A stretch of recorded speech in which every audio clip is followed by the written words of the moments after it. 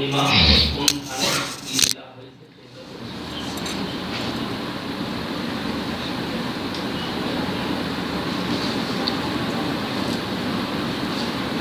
পুরবনে স্থানে তারপরে শেষে তপস্যা করিল ব্রহ্মা গৌর কৃপাসে গোবৎস গোপাল সব করিয়া হরণ সুনীল করিয়া মায়া গোবিন্দের মন যমনা পরাজয় দেখি চতুর্মুখ নিজ কার্য দেশে বড় পাইল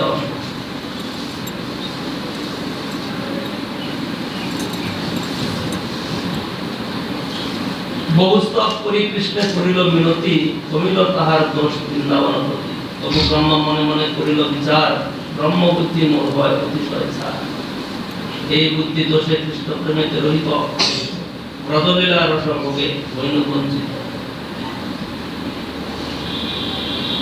ব্রহ্ম বুদ্ধি কথাটা কি তাৎপর্য কি ব্রহ্ম বুদ্ধি মোর হয় অতিশয় ছাড় এই বুদ্ধি দোষে কৃষ্ণ প্রেমেতে তবু ব্রহ্ম মনে মনে করিল বিচার ব্রহ্ম বুদ্ধি মোর হয় অতিশয় ছাড়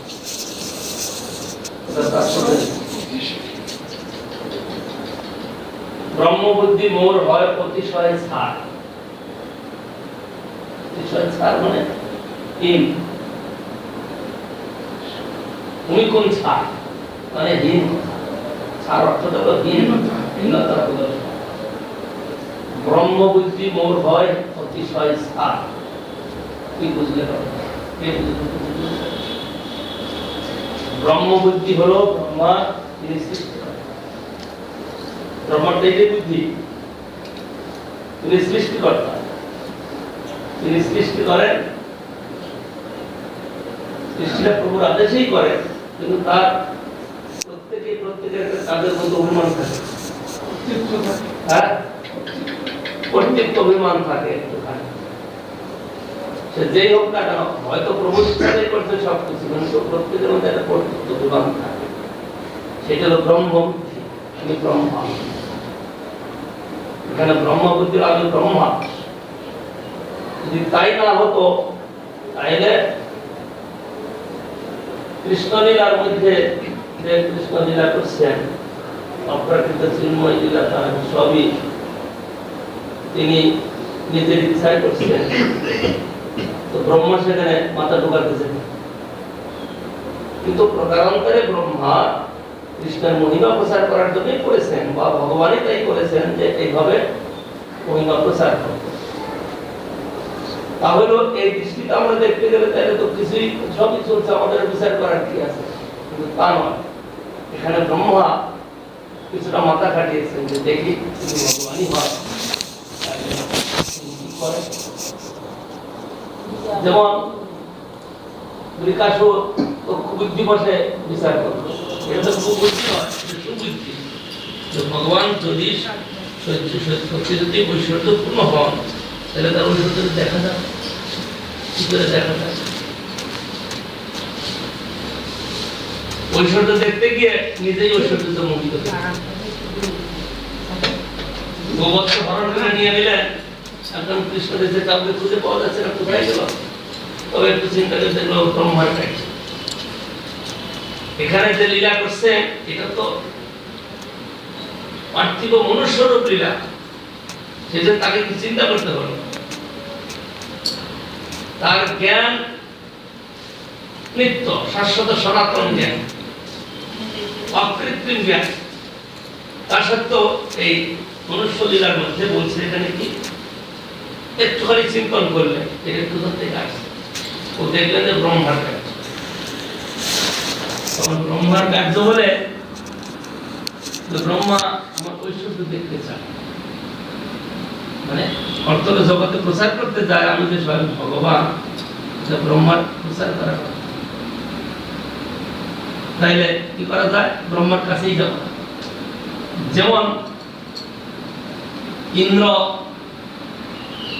বললেন কি যে ব্রজবাসীরা আমার যজ্ঞ ভঙ্গ করেছে আমার যজ্ঞ বাদ দিয়ে ওই বাসাল বালক শিশু তার কথা শুনে এরকম করেছে ঠিক আছে আমি উচিত সাধন করছি কৃষ্ণ কিচ্ছু বললেন না না বলে নিজের কাছে ঐশ্বর্য প্রকাশ সেখানেও ইন্দ্র প্রকারান্তরে কৃষ্ণের ঐশ্বর্য প্রকাশ করার জন্য। এখানে ব্রহ্মা যখন হরণ তুলে নিলেন, তাদেরকে মায়া নিদ্রায় সাহিত্য করে তুলেছে। এটা যোগমায়া নয়। ব্রহ্মা যে ঐশ্বর্যশালী, তিনি যে যোগীদের যেরকম যোগেতে এক একটা যোগেতে তার অধিকার থাকে, তিনি কিছু করতে পারেন।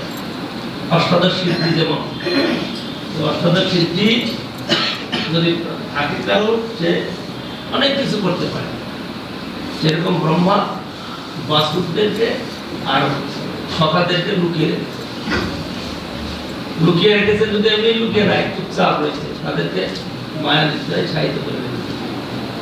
তাদের কোনো জ্ঞান নাই, নিজে। এদিকে কৃষ্ণ বলছেন, ও ব্রহ্মা ঐশ্বর্য দেখতে চায়, ঠিক আছে। কিভাবে ঐশ্বর্য দেখালেন?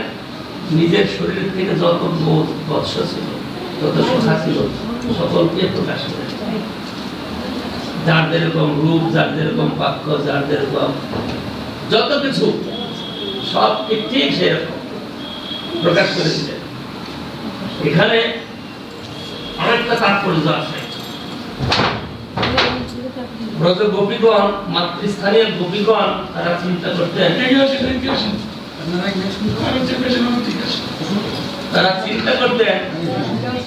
যে যশোদা কত ভাগ্যবতী।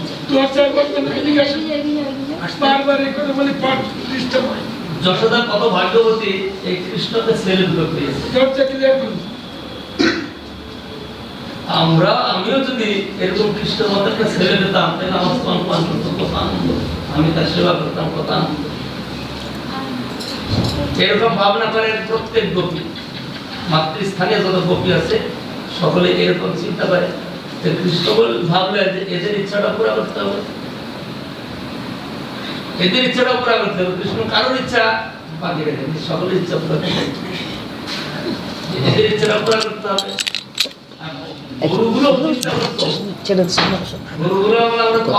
চাবিটা দিবে, কথা বলে, তাদের সব জ্ঞান আছে। কৃষ্ণ মায়ের স্তন পান করতে, আমার স্তন পান করতে নিজে খুব আনন্দ। তার বৎসরাদের মায়ের স্তন পান করে, কিন্তু কাবিগুলার ইচ্ছা ছিল যদি কৃষ্ণ আমার স্তন পান করে, তাই খুব আনন্দ। যেদিন কৃষ্ণ এরকম লীলা করলেন, গো, বৎস আর সখা রূপ ধারণ করে গৃহে প্রবেশ করলেন ব্রজেতে। ব্রজেতে আনন্দের বন্যা বইছে। এতদিন এক কৃষ্ণের জন্ম, সকলে আনন্দিত, এখন সকলের কাছেই কৃষ্ণ। মূল কৃষ্ণের প্রতি আর মমতা নাই তাদের, কারণ কৃষ্ণ তার কাছে গেছে। এখন ওই কৃষ্ণের কথা ভুলে গেছে, আর ওর প্রতি কথা নাই, কারণ নিজের কৃষ্ণ সব তার কাছে। বাসুরগুলা পর্যন্ত কৃষ্ণ। যখন বাসুরগুলা, এর মধ্যে কি হয়েছে, আগে একটা দুটো বাসুর হয়ে গেছে, কিন্তু এই এক বছরের মধ্যে তার পূর্ণ হবে পরে। প্রথম দিন যখন বাসুরগুলা কাছে গেছে, মা মানে একেবারে চেটে চেটে এত চাটছে, মানে তৃপ্তি হচ্ছে না। গরুরা কি আদর করেছে, এটাই আদর করে, এত চাটছে তৃপ্তি হচ্ছে না। কৃষ্ণ বার ধরে চাটছে, চুষছে, মানে আনন্দের সীমা নাই প্রত্যেক গোপীদের কাছে। কৃষ্ণ যখন গিয়েছেন, তারা কৃষ্ণকে আলিঙ্গন করে কোলে নিয়ে মানে বিভোর হয়ে গেছে, আনন্দে আত্মহারা। কারণ এতদিন কৃষ্ণ একটা ছিল, আজকে কৃষ্ণ একটা না, আর যত সখা, যত বৎস, সব কৃষ্ণ। সমস্ত জগৎ জগন্ময় বিষ্ণু, এইটা একটা কথা প্রচার, যে বিষ্ণুময় জগৎ, মানে সমস্ত বস্তুই বিষ্ণু, বিষ্ণু ছাড়া কিছু নাই। কারণ ভগবান তিনি নিজে বিশ্ব সৃষ্টি যখন করেন, এই ভগবানই সমস্ত কিছুর প্রকাশিত হয়। এই পঞ্চভূত আদি যা কিছু আছে, সব ভগবানই প্রকাশিত হয়েছে। সুতরাং ব্রহ্মা ধারণ করে নিয়েছে কৃষ্ণ, কিন্তু কৃষ্ণ সমস্ত রূপ ধারণ করে সমস্ত গোপীদের কাছে আর গৌদের কাছে গৌ আর গোপীগণ তারা কৃষ্ণের সেবা করছে সাক্ষাৎ।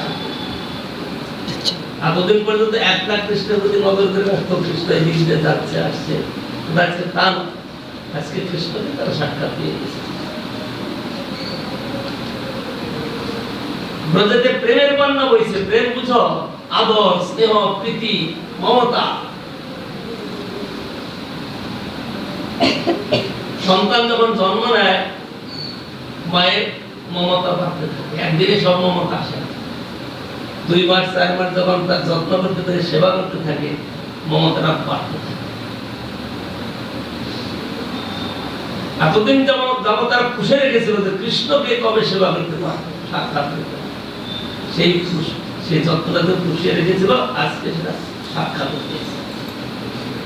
মানে পাওয়াতে কি হচ্ছে, ব্রজময় আনন্দের বন্যা। কেউ বুঝতে পারছে না আনন্দ কোথা থেকে আসে, সকলের হৃদয়েতে। সব জায়গায় কৃষ্ণ দেখছে না, সে অনেকদিন পরে, মানে 1 বছর পুরো হওয়ার 4-5 দিন আগে, 4-5 দিন আগে বলরাম বুঝতে পেরেছিল। কিন্তু কথাটা হলো কি, ব্রজেতে যে 1 বছর লীলা করলেন কৃষ্ণ, মানে ব্রজবাসীরা মুগ্ধ হয়ে গেছে, বুঝতেই পারছে না কোথা থেকে এত প্রেম চলছে। বলরামও মোহিত হয়ে যাচ্ছে। প্রায় 1 বছর এরকম লীলা চলছে। 1 বছর লীলা চলার পরে কি হলো, বলরাম ভাবছে কি ব্যাপার, এত স্নেহ, এত মমতা, এত কোথা থেকে আসছে, আমি কি মোহিত হয়ে যাচ্ছি? কারণ মায়া তো আমাকে মোহিত করতে পারে না। নিজে নিজে ভাবছে মায়া, ভগবানের যে মায়া শক্তি বহিরঙ্গা, সে তো আমাকে মোহিত করতে পারে না, আমি এরকম মোহিত হচ্ছি। তখন তিনি নিজে একটু ধ্যান চিন্তা করলেন, দেখলেন যে সব সখা আর সব বৎসগণ, আমি তো জানি এরা মুনি ঋষি দেবতা, কিন্তু আজকে তো তা দেখছে, আজকে সকলের মধ্যে কৃষ্ণ, সকলে কৃষ্ণ, কি ব্যাপার?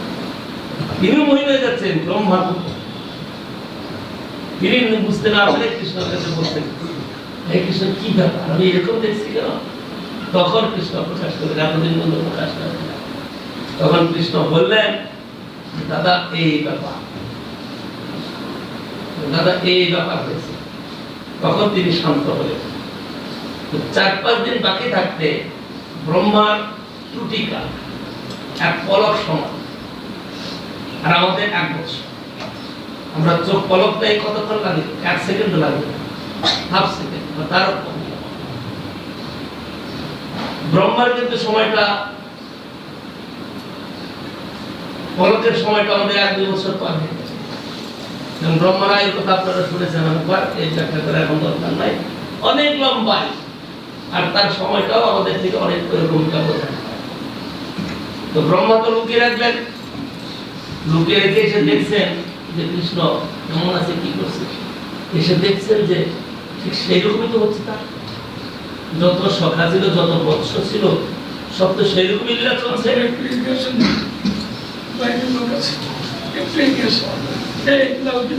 বলে সেইরকমই তো লীলা চলছে, তাইলে কি ওদেরকে জাগিয়ে নিয়ে আসলো?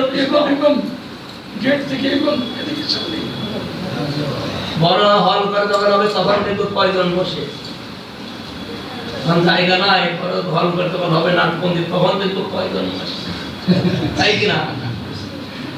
100-200 ভক্ত বসলে হরি কথা বলতে কি আনন্দ লাগতো, তাই না? এই আশা নিয়ে করছিলাম পাটনায়, কিন্তু পাটনায় সেবা করতে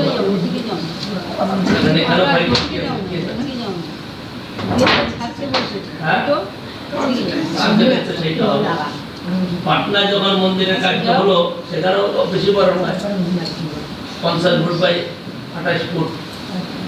মনে মনে ভাবতাম, ভক্তরা বলতো আর এই কথা বলে জীবন কাটিয়ে, কিন্তু সেবাইকে বেশি। এখানে যে নাট মন্দির হবে, সব ভক্তরা সামনাসামনি বসে শুনবে, আর এদিক ওদিক করে না, যেমন কলকাতা মন্দিরে 2 পাশে বসে, এখানে তা হবে না, সামনাসামনি সব শুনবে। যদি ভাগ্যে থাকে, ভগবান অনুকূল করেন, বসে হরি কথা শ্রবণ কীর্তন করে। ব্রহ্মা দেখছেন কি যখন ব্রহ্মা চিন্তন করলেন যে কৃষ্ণ কি করছে দেখি, তাকে দেখছে যে সেরকম যখন করছিল সেরকম সখারা বৎসরা সব চলে বেড়াচ্ছে, আনন্দ উৎসব করছে। মনে মনে ভাবলেন যে কৃষ্ণকে সব জাগিয়ে নিয়ে আসলো, তাকে দেখছে না আমি যাদের শুনে তারা যেরকম আছে। আবার এদিকে তাকে যে যেরকমই লীলা চলছে, 2-3 বার এরকম যখন দেখলেন তিনি মোহিত হয়ে গেলেন, মাথার চক্কর কেটে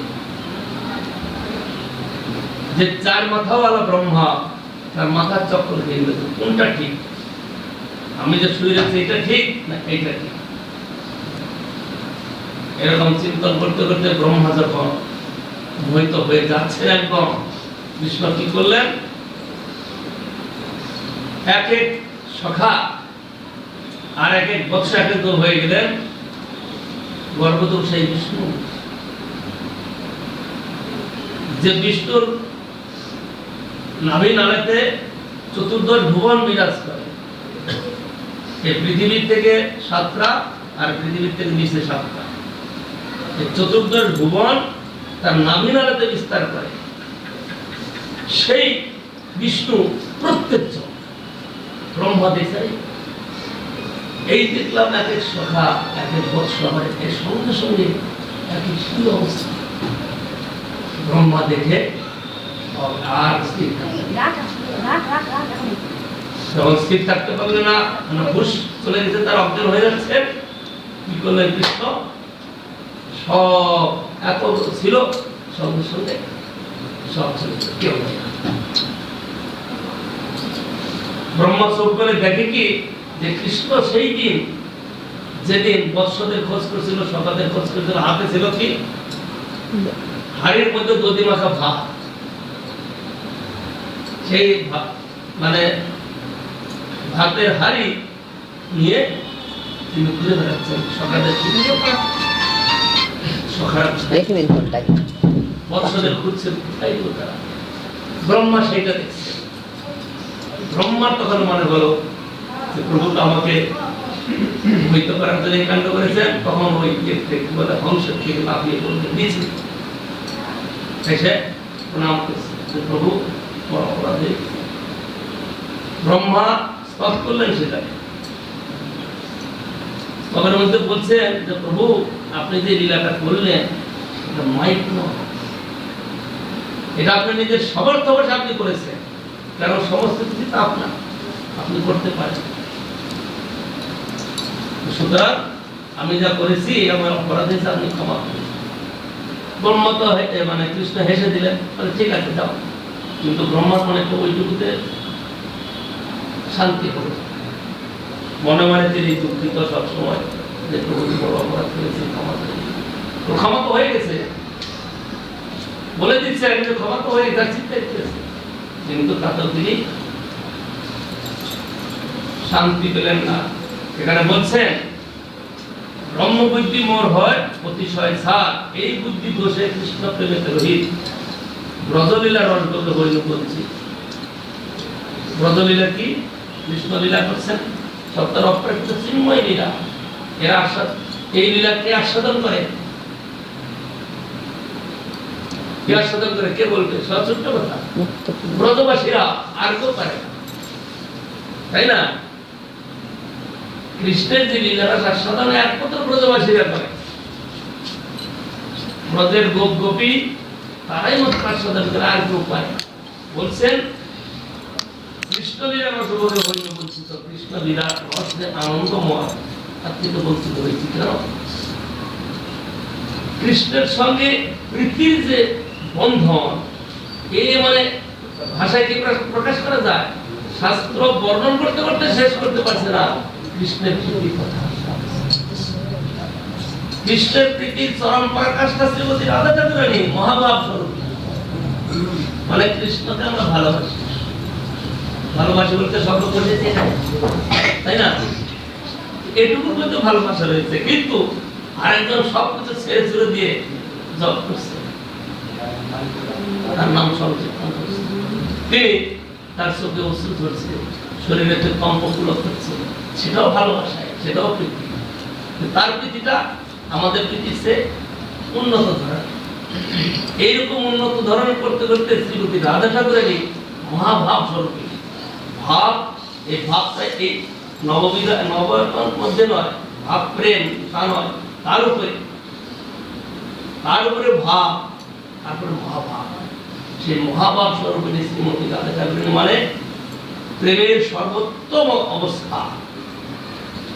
যেখানে ব্রহ্মা বলছেন ব্রজলীলা রসবোধে হইল বঞ্চিত, শ্রীমতী রাধা ঠাকুরানী একমাত্র সেইটাই, সেই মহাভাবে কৃষ্ণকে আস্বাদন করতে পারে, আর কেউ পারে।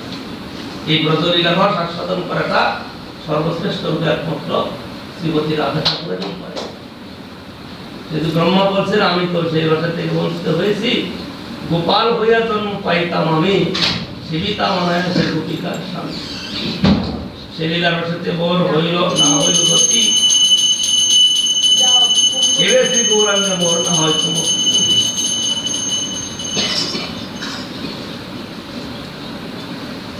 ব্রহ্মা ভগবানের সব লীলা কথা তো অবশ্যই জানেন, কারণ তিনি তো ভগবানের অবতার। সেই জন্য দাপরের শেষে যখন এইরকম অপরাধ করে বসলেন, পরবর্তীকালে তিনি চিন্তা করলেন কলিকালে তো ভগবান বহু সুন্দর রূপে আবির্ভাব হবেন, তিনি তো বহু সুন্দর রূপে আবির্ভূত হয়ে বিভিন্ন লীলা বিলাস করবেন।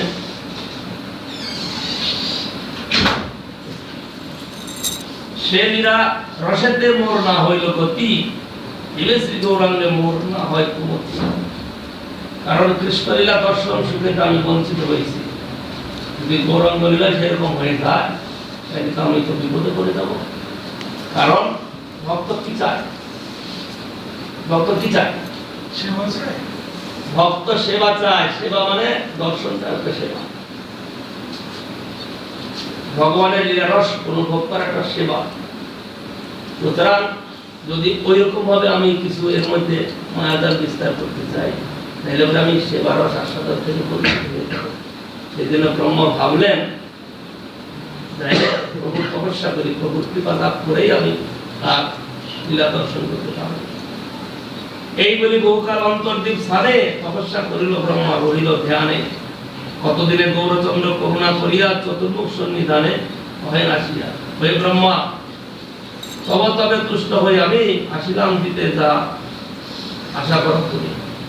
নয়ন মেলিয়া ব্রহ্মা দেখি গৌর রায়, অজ্ঞান হইয়া ভূমি করিল কোথায়।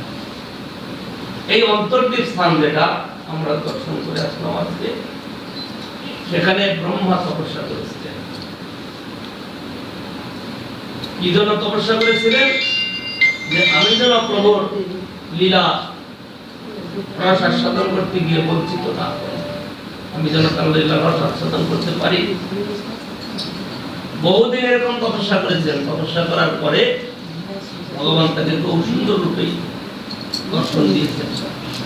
দর্শন দিয়ে বলছেন, ব্রহ্মা আমি তোমার তপস্যায় সন্তুষ্ট হয়েছি, তুমি যা চাইবে, যে বর চাইবে আমি সেই বরই দেব। এটা কিন্তু বিকাশের মতো বর নয়, এটা ভক্তের আশা, শুদ্ধ ভক্তের আশা। শুদ্ধ ভক্তের আশায় যে বর, সেটা সকলের হিতকারী। আর এই অসুররা যে বর চায়, সে সকলের অহিতকারী। যেমন শাস্ত্রে আছে, ইন্দ্রজিৎ একবার ব্রহ্মা তপস্যা করে বর লাভ করলেন। কি? তিনি মেঘের আড়ালে থাকলে তাকে কেউ দেখতে পারে না। তার নাম হলো কি? মেঘনাথ হলো অন্য নাম, অন্যের তিনি মেঘের আড়াল থেকেও লড়াই করতে পারবে, তাকে দেখবে না, অদৃশ্য থাকে। এই তপস্যা করে আসলেন, যখন বর লাভ করে লঙ্কেশ্বর আর অন্যান্য অসুর প্রকৃতির লোক যারা, তারা খুব খুশি হয়ে গেল। কিন্তু এখানে দেবী মন্দোদরী আর বিভীষণ খুশি হলেন না। কারণ এই বর পেলে মানে আরেকটা আসরিক কিছু করবে। এই বর পাওয়ার অর্থ হলো এই যা শক্তি করলে তার আসরিক কার্য কিছু করবে। সুতরাং তারা সন্তুষ্ট হতে পারলেন না। ব্রহ্মা আজকে তপস্যা করে ভগবানকে সন্তুষ্ট করেছেন, তার মানে ব্রহ্মা এমন বর নেবেন তার জীব জগতের কল্যাণ। ব্রহ্মার মস্তকে প্রভু ধরিল চরণ, দিব্যজ্ঞান পেয়ে ব্রহ্মা করবে স্তবন। আমি অতি দীন অতি অভিমান বসে পাশরিয়া তব পদ গিরি জড় বসে। আমি পঞ্চানন ইন্দ্র আদি দেবগণ, অধিকৃত দাস তব শাস্ত্রের লিখন। অধিকৃত দাস মানে যেমন জগৎ পরিচালনা তো দেখা যায় কি, কোন দেশ পরিচালনা যেমন করে, দেশের একটা রাজা থাকে, রাজার অধীনে অনেক মন্ত্রী অনেক কিছু থাকে, সেরকম ভগবান তিনি হলেন প্রধান প্রেসিডেন্ট, আর অন্যান্যকে একটা অধিকার দিয়েছে, যেমন খাদ্যমন্ত্রী, অর্থমন্ত্রী, এরকম হাজারো মন্ত্রী পদ আছে। একটা পদ, ব্রহ্মার একটা পদ সৃষ্টি করার পর শিব ঠাকুরকে সংহার করার পর বরুণ দেবকে জলের আধিকারিক দেবতা করেছে, পবন দেবতাকে পবন সঞ্চালক, এই বায়ু তার অধিকার, সূর্য আলো দেওয়ার জন্য তাকে অধিকার দিয়েছে। এরকম করে চতুর্দশ দিকপাল আছেন, তাদেরকে এক একটা অধিকার দিয়েছে। শুধু চতুর্দশ দিকপাল নয়, আবার তাদের অধীনে অনেক আছে। যমরাজের কোন দিকপাল, যমরাজকে একটা অধিকার দেওয়া হয়েছে কি, পাপী তাপীদের বিচার করে পাপ এবং পুণ্য দুইজনকে তুমি ফল দেবে। এই জন্য এত পাপী তাপী হয়, সেই জন্য এক সময় কি বলে যমরাজ বিচার করবো না, তার মন খারাপ হয়ে যায়। কারণ পাপীদেরকে অত্যাচার, পাপীদেরকে সাজা দিতে গিয়ে দেখেও তার দুঃখ হয়ে যায় যে এত কি করে সহ্য করবে। সেজন্য বলে আমি আর এই কাজ করবো না, তা বললে হবে না, তাকে সেই কাজই করতে হবে। এরকম শাস্ত্রে বর্ণনা আছে। শুদ্ধ দাস হইতে আমাদের ভাগ্য নয়, অতএব মায়া মোহ চাল। এরা শুদ্ধ ভক্ত, আধিকারিক দেবতা। শুদ্ধ ভক্ত কারা? শুদ্ধ ভক্ত মনুষ্য, শুদ্ধ ভক্ত মনুষ্যের মধ্যে যারা ভক্ত হচ্ছে তারাই শুদ্ধ ভক্ত, আর কেউ শুদ্ধ ভক্ত হতে পারে। দেবতারা শুদ্ধ ভক্ত নয়, এই জন্য মনুষ্য লোককে প্রশংসা করেছে।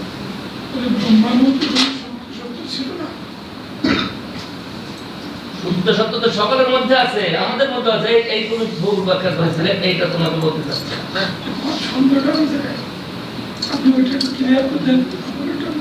না, সেদিন কোন সময় কথা বলার সময় বললাম না, ভুল বললে দুটা কথা।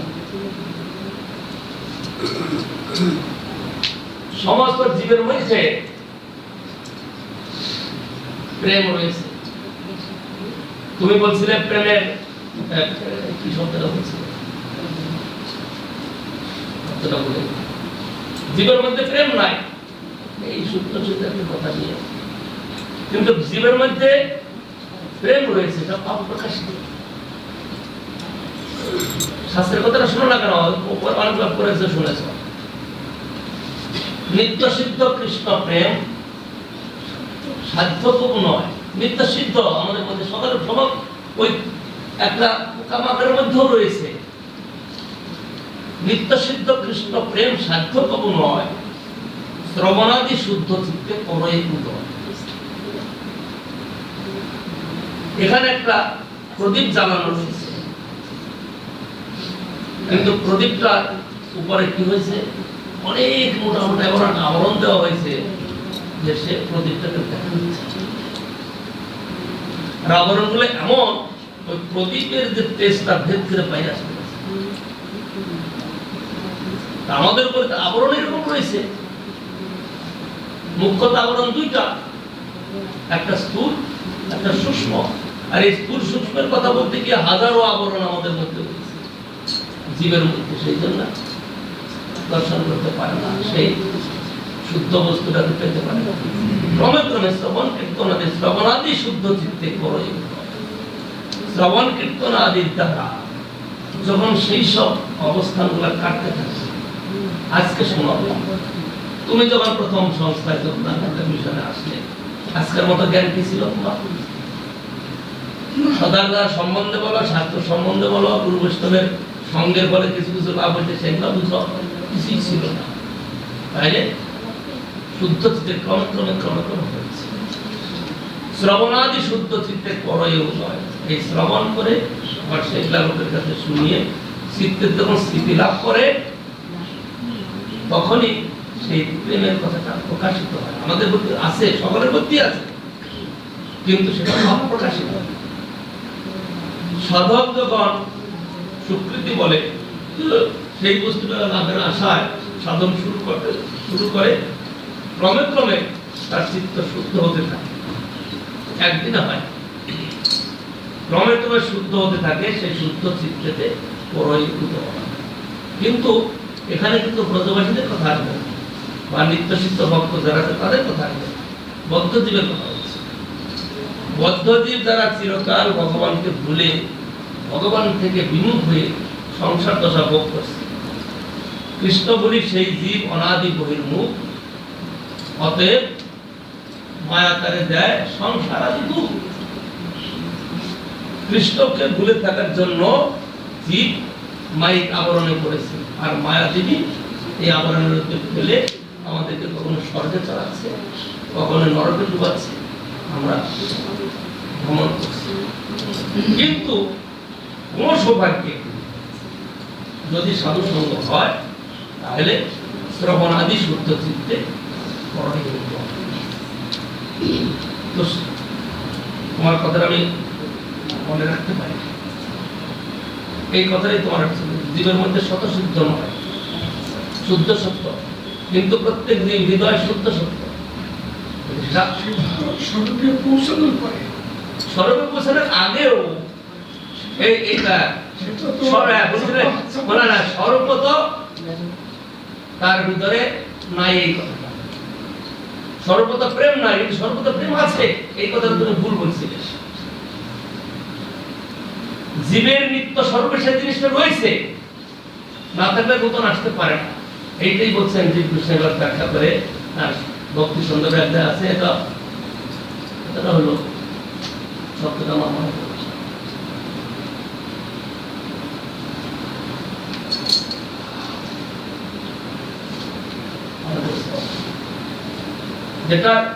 যেটার কোনো কালে অবস্থান নাই, কল্পনা করে আমরা অবস্থান বানাতে পারি, কিন্তু বেশি দিন টিকতে, কিন্তু তার অবস্থান নিত্যকাল রয়েছে। আজকে আমরা দর্শন পাচ্ছি না, কিন্তু সেটা দর্শন যখন পাবো এই প্রেমের কথা বলছে। সকল জীবের হৃদয়ে যে প্রেমটা আছে, এই কথাটা ব্যাখ্যা করে তিনি বুঝিয়েছেন ভক্তি সুন্দর আছে।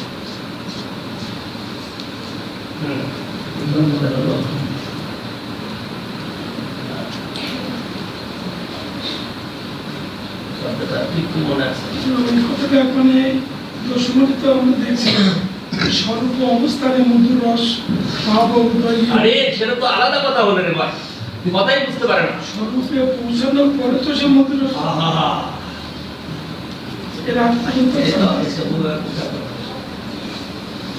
কৃষ্ণ প্রেম সকল জীবের মধ্যেই আছে, শুদ্ধ চিত্তে করই উদয়। অস্বীকার না, তোমাদের ভালো করে জানতে হবে, কারণ তুমি যখন কথা বলছো, কথার মধ্যে তোমার ভাবটা যেটা সেটা প্রকাশিত হচ্ছে। তোমাকে এটা মনে বসাতে হবে বারবার করে, যে স্বরূপেতে রয়েছে। গোলকেতে সবার হয় কি হয়? গোলকেতে স্থিতি,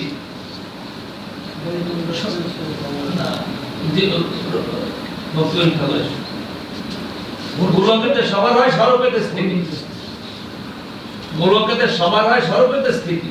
তাহলে স্বরূপটা মানে এখন আছে, সেই জন্য তো গোলকেতে স্থিতি লাভ করছে। এর মধ্যে বলা হচ্ছে কি,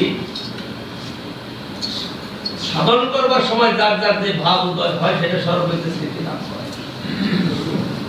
এখানে চারটা রসের কথা বলা হবে, দাস্য, সখ্য, বাৎসল্য, মধু। সাধন করবার সময়তে যাদের চিত্তে যে জিনিসটা বেশি আনন্দ দেবে সেটাতে তাদের স্থিতি সর্বদা আজকে থাকার পরেও আমরা জীব সর্বতে প্রেম প্রীতি ভালোবাসা রয়েছে জানেন শ্রীকৃষ্ণের কথা যার কোনোদিন স্মৃতি নয় সেটাকে কোনোদিন দেওয়া যায় না। যার আছে হয়তো এখন আমরা সেটাকে খুঁজে পাচ্ছি না, কিন্তু বুঝতে বুঝতে সেটা পাব। যার নিত্য এই শব্দটাই নিত্য তার অবস্থান নয়, সেটাকে আমরা চেষ্টা করে পেতে পারলেও নতুন করে বানিয়ে নিতে পারি, বাস্তবিক সেটা নয়। কিন্তু যার নিত্যত্ব রয়েছে সেটাকে আমরা একটু চেষ্টা করি তার জাগরণ করতে। সেরকম বলছে নিত্য সিদ্ধ কৃষ্ণ প্রেম সাধ্যকও নয়, আমরা সাধন করে লাভ করবে এর কথা কিন্তু নয়। সাধন করে কোন বস্তুটাকে লাভ করা যায়? সাধন করে লাভ করা যায় সেই বস্তুটাকে, যেটা এটা কিভাবে ব্যাখ্যা করা যেতে পারে? আমাদের প্রয়োজন মতো কোন একটা বস্তুকে সাধন করে পেলাম, লেখাপড়া শেখা, ধন উপার্জন করা, আমরা সাধন করে সেই সাধন করে পেলাম। কিন্তু কৃষ্ণ প্রেম কথাটা বলছেন কি এটাকে সাধন করে পাওয়া যায় না, কারণ এটা কৃষ্ণের নিজ ধন, সাধন করে আমি পাবো কি? যদি কৃষ্ণ কৃপা করে দেন তবে পাই। কিন্তু কৃপা করে কখন দেবেন? যেখানে কোন অবস্থায় নেতা দেবেন কি করে? কারণ তার অবস্থাটা রয়েছে সেটাকে তিনি দেন। কখন দেন? শ্রবণাতে তার চিত্ত সেই শুদ্ধ চিত্তকে তখন তিনি অনুভব করতে পারেন। কারণ ওটা থাকার জন্যই দিতে পারে, না থাকলে দিতে পারে না। প্রত্যেক দিন হৃদয়ে আছে সে সূক্ষ্ম থেকে বৃহৎ পর্যন্ত। নিত্য সিদ্ধ কৃষ্ণ প্রেম সার্থক গুণ হয় শ্রবণাদি শুদ্ধ চিত্তে করণীয়। শ্রবণ কীর্তন আদির দ্বারা অপরাধের বিচার আর অন্যান্য যত রকমের আচার বিচার আছে সমস্ত আলোচনার দ্বারা যখন চিত্ত সেই শুদ্ধ সত্য প্রতিষ্ঠিত হবে, শুদ্ধ সত্য মানে যেখানে ভগবানের আবির্ভাব, সেই অবস্থায় স্থিত হবে, তখনই অনুভব করতে পারবে। তার মধ্যে কেউ ভাস্বর আছে, কেউ শক্তর আছে, কেউ ভাস্বর আছে। সাধন করবার সময় সহজ ভাবে যায়। কিন্তু মহাপ্রভুর শিক্ষা মধুরের দৃষ্টি, মহাপ্রভু যেটা দিতে চাচ্ছেন উজ্জ্বল রস, কিন্তু উজ্জ্বল রসের অধিকার সকলের নাও হতে পারে, তারা কিন্তু বঞ্চিত হবে না, তারা বঞ্চিত হবে না, তারা অন্য তিন রসের পাবে। কারণ মধুর রসে যে সকলেই স্থিতি লাভ করবে তাও হতে পারে, সকলে যে মধুর রসে যাবে তাও হবে। আমাদের মধ্যে অনেকের দেখা যায় বাৎসল্য রসে আবদ্ধ, অনেক পার্টি না আমাদের গৌরী যারা মহাপ্রভু তাদের মধ্যেও রয়েছে। সুতরাং যে যেভাবে সাধন করবে সেইটি তার স্থিতি লাভ করবে। গোপাল পূজা করে, গোপালের প্রতি স্নেহ মমতা, কিন্তু মহাপ্রভু আমাদের সেই শিক্ষা দিলেন না। আমাদের শিক্ষা রাধা কৃষ্ণের আরাধনা, কিন্তু সেটা তো এখন বুঝতে পারবে, এখন পূজারও বুঝতে পারবে না। তুমি যেভাবে বহুত সময় লাগবে, যেভাবে বুঝাবে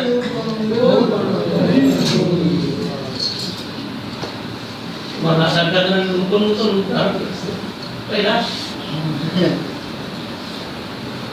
সেই ছোটবেলার কথা মনে পড়ছে, যখন আমি ওই বেনারস পথের মাঝে গিয়ে ঠাকুর দর্শন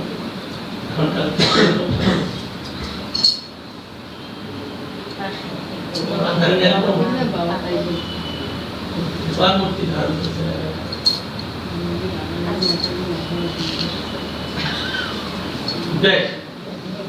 এখানে শুদ্ধ দাস মানে কে আসছেন? আচ্ছা, হ্যাঁ, কোন উদ্দেশ্য আছে? দর্শন করুন।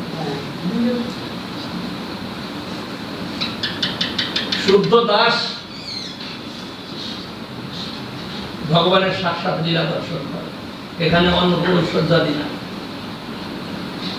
শুধু মাধুর্যের দ্বারা আস্বাদন। হনুমান যে রামচন্দ্রের সেবা করেন সেটা কিন্তু ঐশ্বর্যতে সেবা করেন না, প্রভু তার প্রিয়, তার সেবা করতে ঐশ্বর্য প্রকাশিত হয়ে যাতে কি করবে সেটা। রামচন্দ্রের তিনি যে সেবা করেন প্রিয়তার সঙ্গে, সেগুলো ঐশ্বর্যের সঙ্গে সেবা করেন না, একে বলা হয় দেশরস। যেখানে ঐশ্বর্যের সঙ্গে সেবা করে সেখানে এই রসতে আনন্দ পাবে, কত আনন্দ পাবে না, এটা সাধারণ বিচার। কিন্তু আনন্দ কিন্তু সব ঠিকই পাচ্ছে, কিন্তু ওই আনন্দ পাবে না যারা মাধুর্যতে সেবা করে। কৃষ্ণের সেবক যারা, তাদের আরো বেশি আনন্দ। কি করে? এখানে তো রামচন্দ্রের সেবক হনুমান হাত জোর করে সেবা নেন, আর সেখানে হাত জোর করে সেবা নেন না, তারা জোর করে সেবা করে। ছোট্ট দৃষ্টান্ত, সকালবেলায় বা স্নানের সময়তে কৃষ্ণকে স্নান করা, স্নান করানোর সময় মায়েরা কি করে, ছোট্ট একটা আসন করে, দোকান থেকে বসাবে, গায়ে তেল মাখবে, সব করে করে এমন বসায়, বসাতে একটা পিড়ি চাই, বউয়ের আজকাল ভিতরে পিড়ি নয়, চেয়ার টেবিল বানিয়ে দেয়, ছোট্ট চেয়ার, তারপর ধ্যানান্দে বসবে, এরকম করে। কৃষ্ণের আসন দিয়েছে বসাবার জন্য, কৃষ্ণ তো কি একটা স্পিড থাকে নাকি, ছোটাছুটি করে। যেমন শিশুকালে মায়েরা যখন বাচ্চাদের খাওয়ায়, এদিক ছুটছে ওদিক ছুটছে, নানান রকম ভাবে একটু একটু খাওয়াতে, খেতে চাইবে না, ওই কখন কুলে নিচ্ছে, দেখা যায় যে একটা পাখি উড়ে যাচ্ছে, হট করে একটু মুখে দিয়ে তাই করে না। এইটাই প্রীতির কথা, প্রেমের কথা। এইটা হলো কি বলা যায়, শুদ্ধ সেবার আস্বাদন। আর ওরা যে আস্বাদন করে ওরা ঐশ্বর্য, মাধুর্য, মাধুর্য ভগবানের কাছে, রামচন্দ্রের কাছে হনুমান আছে, তিনি ঐশ্বর্যতে নাই, প্রভুর সেবক। প্রভু যা সেবা দেবে সেই সেবা করবে, সেখানে শতই ঐশ্বর্য প্রকাশ পায়। কি করে ঐশ্বর্য প্রকাশ পেলেও হনুমানে সে মাধুর্যের কখনো আবরণ করতে পারে ঐশ্বর্য। এখানে কৃষ্ণের সেবকরা তাকে স্নান করাবে, সে তো চাং পিচল বুঝত, মানে কোথাও স্থির থাকে, ছোটাছুটি করছে। তাকে কি করে, আসনে বসাবে তো দূরের কথা, আসলে তো পালিয়ে যাবে, আসনে বসে থাকবে নাকি সে, কি করে ওই আসনেতে সেবক বসে, বসে তারপরে কোলে চাপিয়ে পড়ে, পরে তার গায়ে তেল মাখায়, জল। তাহলে কৃষ্ণের আসনের অমর্যাদা করা হলো? কিন্তু না, শুদ্ধ প্রেম ভক্তি তো ওইটাই প্রকৃত মর্যাদা হলো। এইটা বোঝা কঠিন আছে, এইটা বোঝা কঠিন আছে। কৃষ্ণের মাথা ব্যথা হয়েছে, সেই মাথা ব্যথা দূর করার জন্য ব্যবস্থা দিলেন কি, যে আমার ভক্তের চরণ ধুলি চাই। পিতৃমাতৃ স্থানীয় পূজ্য স্থানীয় হবে না, আমার যারা ভক্ত তাদের। সেখানে উদ্ধব আছে, সেখানে কি বলে তার যত মহিষী আছে, ছেলে মেয়ে আছে, সব আছে। সেখানে নারদ উপস্থিত, কেউ দিতে সাহস পাচ্ছে না, কারণ সেখানে মাধুর্য নাই, ঐশ্বর্য। ব্রহ্মার কাছে গেছেন, শিবের কাছে গেছেন, তার ভয়ে তুমি যাচ্ছে, বাপরে বাপ, তাই হয় নাকি? তিনি আমাদের প্রভু, আমার পায়ের গুলো তার মাথায় দেবো, এর কখনোই হতে পারে। কিন্তু তিনি কিন্তু যন্ত্রণায় ছটফট করছে, মাথার ব্যথা। ঠিক আমার নরকে যেতে হয়, যাবো, আমার পায়ের ধুলে সেটা ভালো হয়, এইটা তারা ভাবতে পারে, তাদের কাছে সেটা আসতে পারে না। এটা তো যখন ঐশ্বর্যের প্রকাশ। নারদ তিনি উপস্থিত, নারদ তো একটু দিতে পারে, কিন্তু দিতে পারে না তো। প্রভুর মাথায় কি করেছেন? তখন প্রভু বিধান দিলেন যে আচ্ছা নারদ তুমি এক কাজ করো, তাহলে মরাই করে দেবো, তুমি ব্রজেতে যাও, ব্রজেতে গিয়ে তুমি ব্রজবাসীদের কাছে বলো, তারা আমাকে দেখে, তুই দেখ বাঁচবো না, আমাদের এবার মরেই যেতে হবে।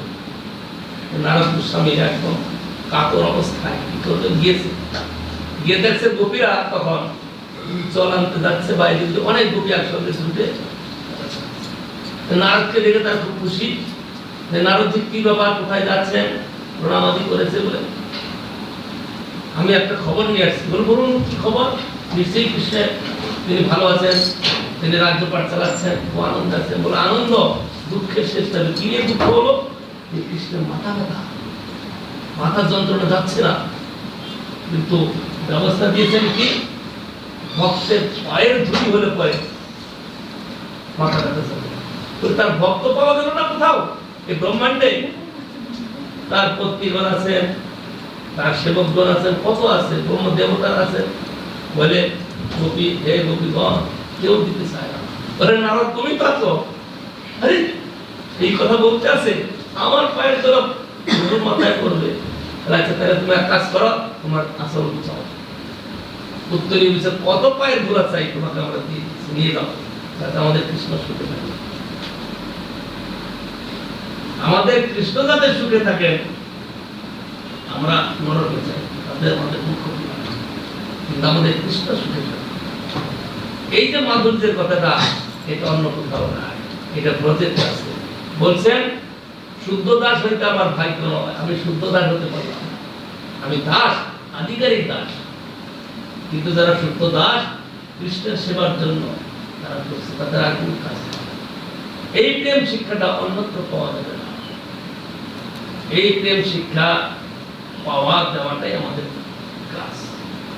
মহাপ্রভু এই প্রেমটাই শিক্ষা দিয়েছেন, আর এই প্রেমের কথাই বলেছেন, অন্য কোনো কথা।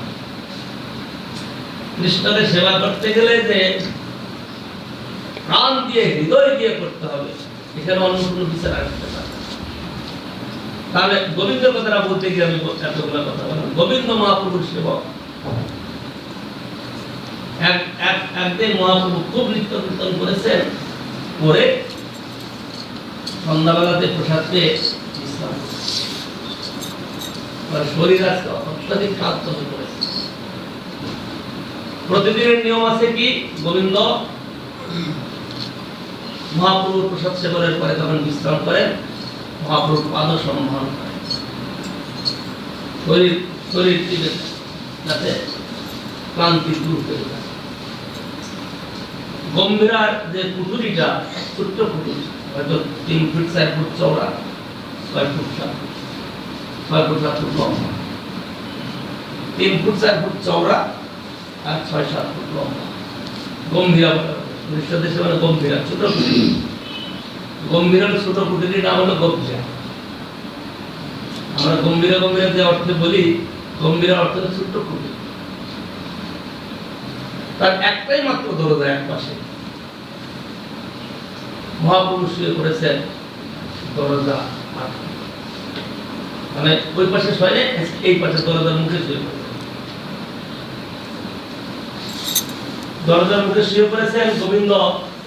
মহাপ্রভুর প্রসাদ পাওয়ার পরে গিয়ে যখন অত সম্মান করবেন, তারপরে মহাপ্রভুর প্রসাদ উনি পাবেন। কিন্তু আজকে কি হয়েছে, মহাপ্রভু শয়ন করেছেন একদম দরজা। যখন গোবিন্দ যাবেন সেবা করতে, দেখছি মহাপ্রভু একদম বন্ধ করে শুয়েছে, বারবার ঠেলছে যে প্রভু একটু সরে যান, আমি ভিতরে যাবো। বলে আজকে আমি শরীর চালাতে পারছি না, তোমার চাকরি তুমি করো, সেবা করতে পারে যাওয়া, আজকে আমি শরীর চালাতে পারছি না। তখন গোবিন্দ বারবার বিরক্ত না করে তিনি কি করলেন, নিজের উত্তরে চাদরটা মহাপ্রভু করে দিয়ে লঙ্ঘন করে ডেঙ্গিয়ে গেলেন। দেখি হয় কখনো ছায়া টিকানো পর্যন্ত শাস্ত্রে নিষেধ আছে। উচ্চ সম্মানীয় আদরণীয় ব্যক্তির ছায়া টিকানো নিষেধ। যেমন তুলসীর ছায়া করলে তাকে লঙ্ঘন করছে না, তাতে দোষ, অপরাধ, অনাদর হয়। যেখানে মহাপ্রভুকে ডিঙ্গিয়ে যেতে হবে, গোবিন্দের একটু ভ্রুক্ষেপ হলো, নিশ্চয়ই তার অপরাধ হলো,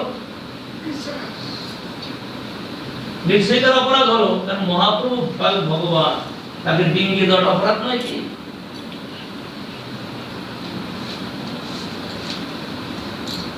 গোবিন্দ কি করেছেন, ভিতরে গিয়েছেন, ভিতরে গিয়ে মহাপ্রভুর সেবা করেছেন অনেক রাত পর্যন্ত। মহাপ্রভু ঘুম হয়েছে, ক্লান্তি দূর হয়েছে। দেখছেন, আরে তুমি এখন এখানে বসে আছো, ঘুম তো 8 ঘন্টা করে ঘুম ভেঙে যায়নি, ঘুম ভেঙে 3-4-6 ঘন্টা পরে ভালো ঘুম হওয়ার পরে ঘুম ভেঙেছে। তখন মহাপ্রভু বলছে, আরে তুমি এখন মধ্যে এখানে বসে আছো কেন? তুমি প্রসাদ করতে যাওনি? প্রভু যাবো কি করে, আপনি তো দরজায় আটকে, তুমি আসলে কি করে, সেভাবে গেলে না কেন? গোবিন্দ কয়েন মানে সেবা সে নিয়ম, কোটি অপরাধ হোক কিংবা নরকে কম, নিজ সুখ লাগে আমি অপরাধ আভাসে, নিজ সুখ লাগি আভাসে অপরাধ মানি। অপরাধের আভাস প্রকৃত অপরাধ নয়, তাতেও আমি অপরাধ মানি, কিন্তু প্রভুর সুখের জন্য সেটা যদি কোটি অপরাধ হয়, আমি তাকে অপরাধ গণনা করি না। অপরাধ হলে নরকে যাব, কিন্তু প্রভুর সুখ তো হলো, প্রভুর সুখ হলে প্রভুই তো সর্বময়, সেখানে অপরাধ থাকবে কি করে? যেখানে সেবার জন্য চেষ্টা করা হয়, একটা প্রাণীকে হত্যা করা পাপ, তাই তো? যুদ্ধক্ষেত্রে সৈন্যরা যখন গুলি চালায়, কত সেনা মারা যায়, সেখানে তাদের পাপ ধরা হবে? সৈন্যদের কি পাপ ধরা হবে? না, পাপ ধরা হবে, এটা তো কর্তব্য পালন, দেশের জন্য সেবা, নিজেরও প্রাণ বিসর্জন দিয়ে সেখানে শত্রুকে পরাজিত করার জন্য চেষ্টা করে। সুতরাং সেটা তাদের দোষ না, এটা গুণ। সেরকম ব্রহ্মা বলছেন, শুদ্ধ দাস হতে পারলাম না, শুদ্ধ দাস হলে প্রজের এই লীলাগুলো দর্শন করতে পারতাম,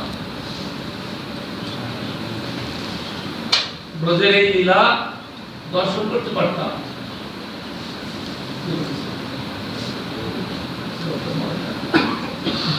ব্রহ্মা বলছেন যে আমি তো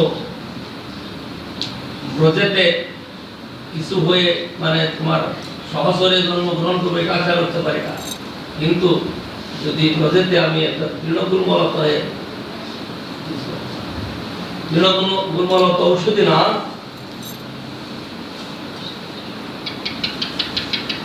তৃণগুল্ময় যদি থাকে, গোপীগণ গোপগণ কার্যন্ত্রে যাতায়াত করতে থাকবে, তাহলে তাদের পদের ধুলিটা উঠে এসে আমার মাথায় পড়বে।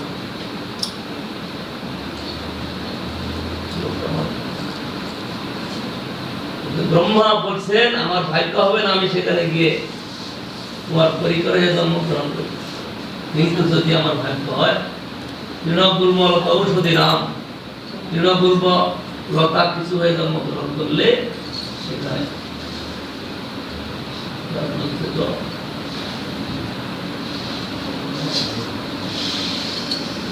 সেখানে যদি আমি লতা গুল্ম হয়ে জন্মগ্রহণ করি, তাহলে গোপীগণ তারা যখন কার্যন্ত্রে যাতায়াত করবে, তাদের পায়ের ধুলা হিসাবে মাথায় দেবে।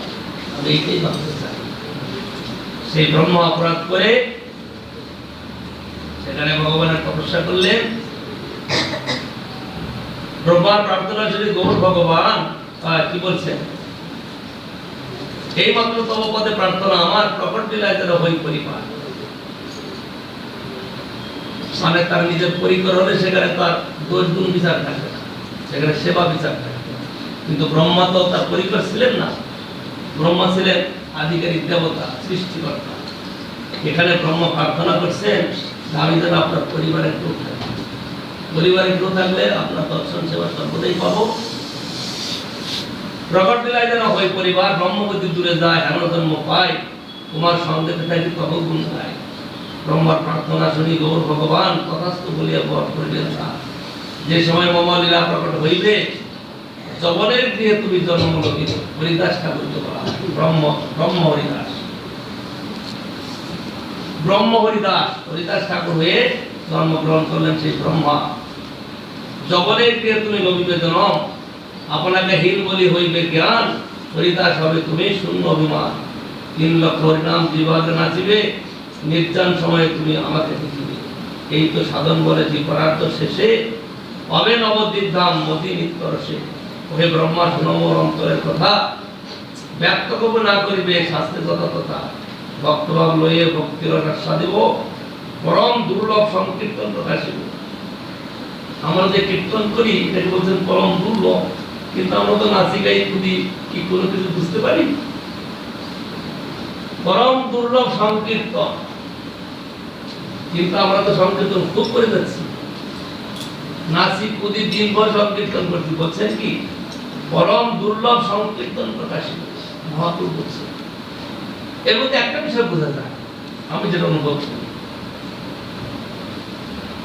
জগৎ জীব বিষয় চিন্তা নিয়ে ব্যস্ত, বিষয় চিন্তা করে, কিন্তু যখন তারা সংকীর্তন করে সেই সময় সমস্ত চিন্তা দূর হয়। হয়তো একান্তভাবে ভগবানের চিন্তা করতে পারছে না, কিন্তু কীর্তনের মধ্যে, কীর্তনটা তো ভগবানের কাজ, কীর্তনটা করছে, সংকীর্তন নৃত্য গীত হচ্ছে, যদি সারা জীবনটা এরকম কেটে যায় তাহলে কেমন হবে? কোনো ছেদ নাই, শারীরিক কর্মের ছেদ নাই, আহার বিহারের কোনো ছেদ নাই, যদি সারা জীবনটা এরকম চলতে থাকে তাহলে আনন্দ হবে না? কি বুঝতে পারলেন কথাটা? আমরা সকালে ঘুমের থেকে উঠে বাহ্যকৃত্য করি, মুখ হাত ধুই, স্নান করি, তাহলে এসবের কোনো কার্য নাই। সকাল থেকে শুরু হলো জীবন শেষ পর্যন্ত যদি শুধু নিত্য কীর্তন করতে থাকি তাহলে কেমন লাগবে? বলছেন পরম দুর্লভ সংকীর্তন। যখন আমাদের এই সংকীর্তন এরকম হবে তাইলে আর আমাদের শরীর মন অন্য কোনো ক্রিয়া তখন থাকবে না, তখন সেই রসেতে আত্মার মধ্যে দেখবে না, আমাদের যে শরীরের বাহ্য ক্রিয়া দোলা হচ্ছে তা আত্মার মধ্যে না, আমাদের কর্মফলেতে আমরা এই দেহ পেয়েছি। কিন্তু যে সংকীর্তন করতে করতে নিত্যকাল যদি আমরা সেই সংকীর্তনের মধ্যে প্রবেশ করি, সেটা হচ্ছে কৃষ্ণ সেবা। কৃষ্ণ সেবার মধ্যে বাহ্যিক দেহের কোনো ক্রিয়া নাই, কৃষ্ণ সেবাতে বাহ্যিক দেহের কোনো ক্রিয়া নাই, সেখানে তো শুধু ভগবত সেবা, আর কোনো ক্রিয়া নাই। সেজন্য পরম দুর্লভ সংকীর্তন প্রকাশিত।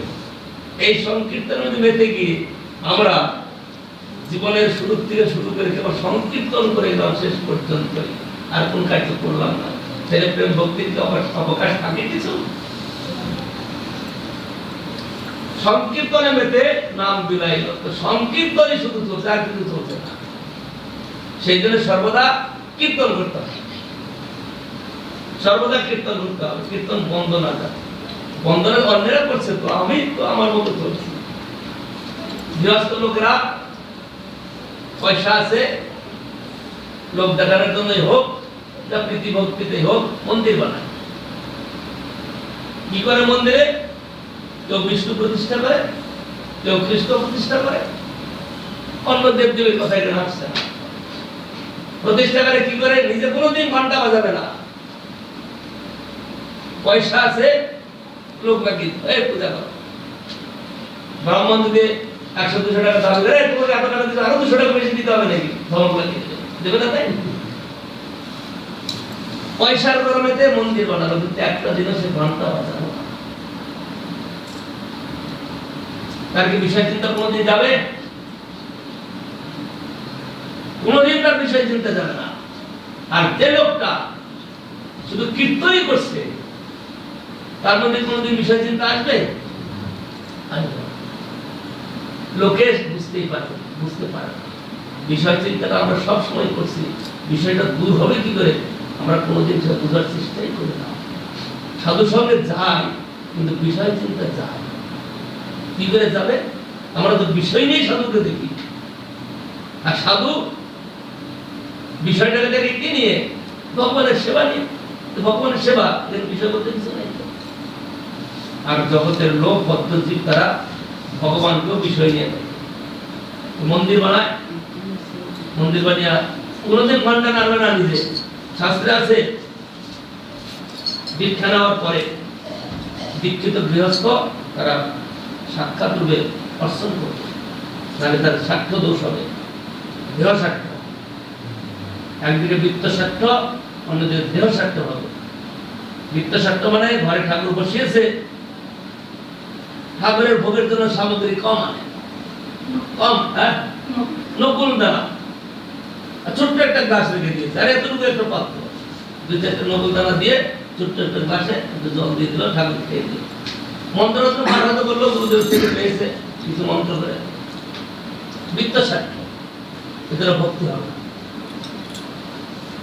যদি ধন থাকে তাহলে সেই ধন প্রচুর রূপে লাগাতে হবে, ঠাকুরের জন্য সুন্দর আয়োজন করতে হবে, ভক্তদের ডাকতে হবে, ভক্ত মানে শুধু মঠের ভক্ত নয়, আশেপাশে যারা লোক আছে তাদেরকে ডেকে আনো, এই ঠাকুর আজকে ভোগ আরতি হবে, তোমার তোমার ভোগ লাগলো ভালো মতো একটু একটু দিলে এটাও চলতে পারে।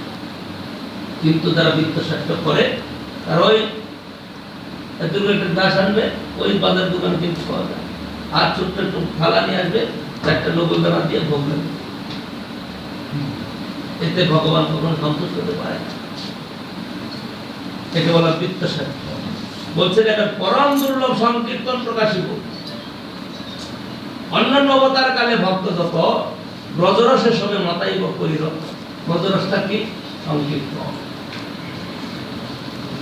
সংকীর্তনে মিলিবে সকল। সংকীর্তন এখন বুঝতে পারা যাচ্ছে, সংকীর্তন সকাল থেকে রাত 24 ঘন্টা সংকীর্তন হতে থাকে, তাহলে বিষয় চিন্তা আসতে পারে না। নৃত্য হচ্ছে, কীর্তন হচ্ছে, ওর মধ্যে অশ্রান্ত অক্লান্ত করেই যাচ্ছে, বিষয় আসন্ত থেকে। আর সংকীর্তনই তো ভগবান। নাম নামই হবে, যখন নাম করছি সে নামের মধ্যে তো স্বয়ং ভগবান রয়েছে। আমরা মাত্র শব্দ উচ্চারণ করি, কিন্তু শব্দ নয় তিনি, তিনি নামই সাক্ষাৎ ভগবান, ওই শব্দরূপী। তিনি যখন আমাদের ওই কীর্তন আছে, নারদ মুনি বাজায় বিনা রাধিকা রমন নামে নামও মনে উদিত হয় ভকত উদিত স্বামী। নামটা উদিত মানে কৃষ্ণ সাক্ষাৎ প্রকট হলেন। কৃষ্ণ সাক্ষাৎ প্রকট হলে আপনি কি সেবা করবেন? তার কৃষ্ণ তো শুধু সেবা করতে পারে, কিছু নয়। এই ঠাকুর দর্শন করলাম, খুব কৃতজ্ঞ হলাম, এখন আমার ছেলে মেয়ে এই কিছু আপনি ব্যবস্থা করে দিন, ওসব না, শুধু কৃষ্ণের সেবা করে এই কাজ। এখন কৃষ্ণ যদি এখানে হাজির হয়, আমরা কি সেবা করতে পারি? সেবা করার কি অধিকার আছে? আমাদের কি যোগ্যতা আছে? কিচ্ছু নাই আমাদের। কিন্তু ভক্ত যখন সাধন করতে করতে হৃদয় প্রেমের উপরে হয়, সেই সময় যেভাবে করে সেবা, সেইটাই শুনতে। সবরই কতদিনের ফল জুটিয়ে রেখেছে, কাঁচা নিজে খেয়েছে, আধা আধাটা রেখে দিয়েছে। ব্রজের সখারা বলছে, এই কৃষ্ণ তোর মাছকে কি রান্না করে দিয়েছে, দেখ আমার মা কি করেছে, এর মতো আর তোর মাটা হয়, দেখ খেয়ে দেখ, নিজে খেয়েছে আগে, খেয়ে দেখ না। এই যে হৃদয়তা, এই যে ভাব, এর মধ্যে ব্রজেতেই আছে, আর কোথাও নাই। সেই জন্য ব্রজরস একে বলে ব্রজরস, মাধুর্য মাখা, এর মধ্যে আর কোনো ভাব নাই। ব্রজরস যে কথাটা মাধুর্য পরিপূর্ণ, মাধুর্য মানে আপনত্ব। মা যশোদা পান খেয়েছে, এখন মা কৃষ্ণ গিয়ে মায়ের মুখের কাছে মুখ লাগাতে, মা বললে দাও, আমাকে দাও, মা হাত, মা মুখের থেকে ওর মুখে ঢেলে দেবে। এই যে প্রীতির কথা, প্রেমের কথা, আর কোথাও পাওয়া যাবে? একে বলে ব্রজরস। এটা বাৎসল্য। তাই বলে গোপীরা কিন্তু দেবে না। যারা মধুর রসের গোপী তারা কিন্তু দেবে না, সখারা দেবে, দাসেরাও দেবে না। দাসরসের মধুর রসে তারা এরকম ভাবে দেবে না, কিন্তু সখ্য রসে বাৎসল্য রসে এটা দেবে। সখাদের কাছে অনেক খাবার আছে, তারা খাচ্ছে, খুব মধুর রে, এই কৃষ্ণ খেয়ে দেখ কেমন লাগে, কিন্তু দাসেরা এটা দিতে পারে। কিন্তু দাসেরা যখন খাবে, কৃষ্ণজি সেখানে উপস্থিত হয়ে বলে এটা আমাকে দিতে হবে, সেখানে দেখবে। প্রেমের কথা তো এইরকম প্রেম প্রকৃতি, যেখানে স্বয়ং ভগবান বিষয় হয়েও তিনি আশ্রয়ের সঙ্গে এমন মাখামাখি ব্যবহার যে সব ভুলে যাবে। এই জন্য কৃষ্ণ প্রেমের কথা যেটা মহাপ্রভু প্রচার করেছে। অন্যেরা ঐশ্বর্য গানে প্রচার করে, তার স্তবস্তুতি করে, এখানে সেরকম ভাবই নাই। আমি তো তোমার, তুমি তো আমার, তা দবল করে একদম মাখামাখি হয়ে কৃষ্ণের সেবা। এটি কতটা বুঝতে মানে কৃষ্ণের সুখের জন্য যারা সর্বস্ব ত্যাগ করে দিয়েছে, তারাই মাত্র ভক্ত। এই ভাবটা সকলের মধ্যে প্রকাশিত হতে পারে না। আর যারা বিষয় আসক্ত জন, তাদের মধ্যে আসবে কি করে? তারা তো বিষয় নিয়েই সর্বদা ব্যস্ত। কিন্তু যদি সংকীর্তনে থাকে, তাহলে বিষয়টা তুলতে যাচ্ছে। কারণ সকাল থেকে আপনাদের সংকীর্তনই করে যায়, বিষয় ডুববে কি করে? সকলে কি কীর্তনের মধ্যে থাকবে না? সকলে থাকতে পারবে না। কেউ রান্না করবে, কেউ পূজা করবে, কেউ সবজি বানাবে, এই সকলেই কিন্তু সংকীর্তনের মধ্যেই রইল, এখানে বিষয় চিন্তার থাকতো না, তখন দেখা যাবে কি আনন্দ সকলের মধ্যেই। তো ব্রহ্মা ওই অন্তর্দ্বীপে বসে তপস্যা করেছিলেন, সেই জন্য অন্তর্দ্বীপটা হলো ব্রহ্মার তপস্যার স্থান বলা হয় অন্তর্দ্বীপ। অন্তর্দ্বীপে ব্রহ্মা তপস্যা করেছিলেন কলিকালে মহাপ্রভু লীলা দর্শন করার জন্য। সেই হরিদাস ঠাকুরকে নামের আচার্য করে 3 লক্ষ হরিনাম করেন, নামের মহিমা প্রচার। এটা হলো হরিদাস ঠাকুরের কাজ। সুতরাং নাম নামই অভেদ, আর নাম সংকীর্তনই হলো পরম লাভ। এই নাম সংকীর্তনই প্রেম। নাম নামই অভেদ, নাম সংকীর্তনই প্রেম। এই সংকীর্তন সেই অবস্থায় যখন যাবে, এই সংকীর্তনই তার কাছে প্রেম প্রকাশ হবে, আর নতুন কিছু চিন্তা। এই জন্য নাম সংকীর্তন যে আমাদের বিধান, এই নাম সংকীর্তন করতে হবে। সংকীর্তন শব্দের অর্থ আরেকভাবে নেওয়া যায়, সম্যকরূপে কীর্তন। সংকীর্তন একটা হলো বহুবীর বিরিক্তা কীর্তন, তদেব সংকীর্তন। আরেকটা কীর্তন হলো সম্যকরূপে কীর্তন। এই সম্যকরূপে কীর্তনের মধ্যে সমস্ত কিছু আছে, অপরাধের বিচার, সদাচারের বিচার, শরণাগতির বিচার, সবকিছু করে নাম সংকীর্তন। সেই অবস্থায় গেলে পরে তখন ব্রজরসের কথা আস্বাদন হবে, তখন হবে ব্রজরসের কথা। এখন আমাদের নাম সংকীর্তন করতে গেলে অনেক লোকে মিলে করছে সংকীর্তন, এর মধ্যে অনেক রকমের লোক আছে, সেই লোকটা বুঝবে কি করে। কিন্তু যিনি সমস্ত কিছু বিচার আচার সম্পূর্ণ পালন করে যিনি সংকীর্তন করেন, তিনি সেই রসটা, কারণ তার কীর্তনটা হচ্ছে সম্যকরূপে কীর্তন।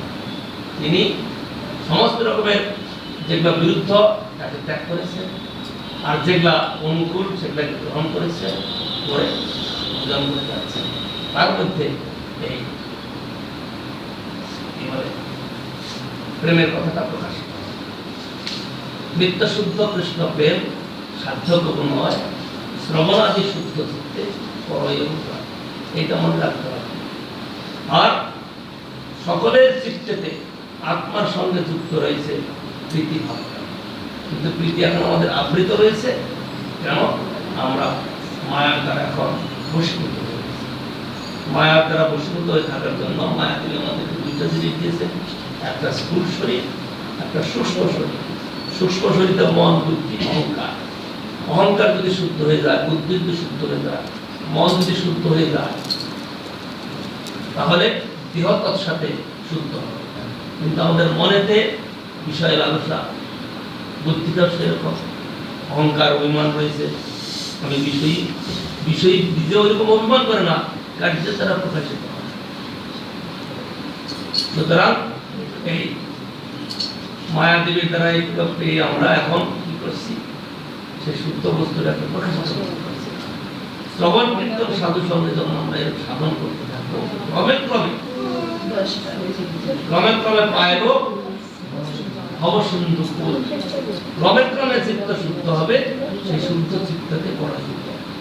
বহুদিন দূরের কথা, তাই বলে কি শুরু করা যাবে না? বহুদিন দূরের কথা। বহুদিন মানে বহু জন্ম। বহুদিন মানে বহু জন্ম কেটে যাবে, তারপরে যে কৃষ্ণ সেবা পাওয়া যাবে। কিন্তু প্রাথমিক যেসব কার্যগুলা গুরু পদাশ্রয়, তত্ত্ব কৃষ্ণ দীক্ষাদি শিক্ষণ, গুরু সেবা, এগুলা করে যেতে হবে। এগুলা করতে করতে কোনোদিন হয়তো গুরু কৃপায়, গুরু সুন্দরের কৃপায় আমরা সেই নিষ্ঠতার আশা করতে পারি। বহু দূরের কথা। সাধারণ লোকের সঙ্গে বিচার করে একদম সাধন কথা। সাধারণ লোক সবসময় অনাচার করে যাচ্ছে, কোন রকমের আচার পবিত্রতা তাদের মধ্যে, খাওয়ায় বলুন, ব্যবহারে বলুন, কিছু নাই। কিন্তু ভাষাতে ব্যবহার নাই।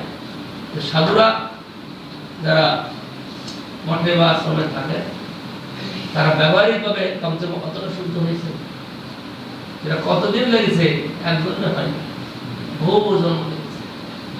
আবার এর থেকে একটা স্টেপ উপরে পার করতে বহু জন্ম লেগেছে। কিন্তু কোনো ভাগ্যবান যদি মহতের কৃপা লাভ করে তৎক্ষণাৎ তার হতে পারে, সেটা সহজ বিচারিত না, সেটা তাৎকালিক।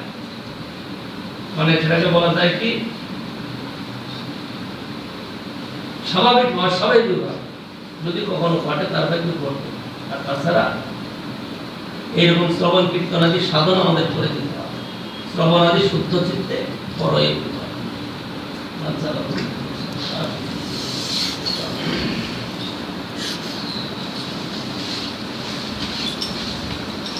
ভক্তের সঙ্গে যদি আদান ভক্তির কথা আলোচনা করা যায়,